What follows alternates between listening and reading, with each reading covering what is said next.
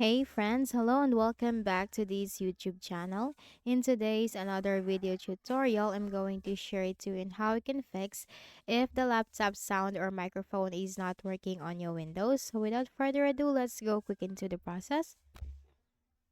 First is you need to make sure that you haven't muted your sound or audio on your Windows. You can find it from here on the taskbar if it is muted. If it is muted, you will find an X icon next to your audio icon.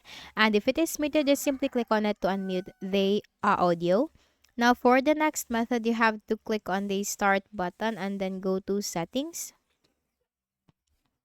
Now here in the list of options on the left pane, you will find privacy and security, the one with the shield symbol.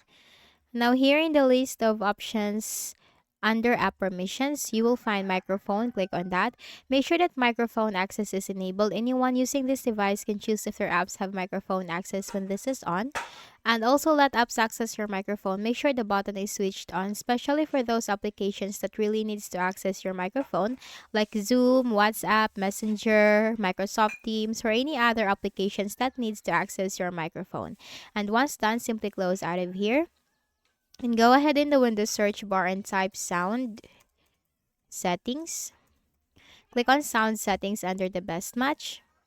Now make sure that you have chosen the right output and also for the right input. And then simply scroll down and you'll find more sound settings. Click on that.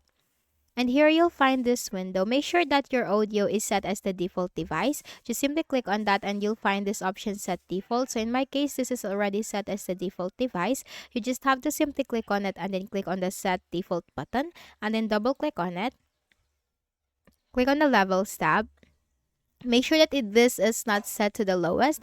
You can just simply move the slider up to the maximum. Then you have to click on apply, click on OK, and close this window, and that's it. So I hope this video helped you. Kindly please do not forget to hit the like button and subscribe to this channel for more videos and tutorials like this. Thank you for watching.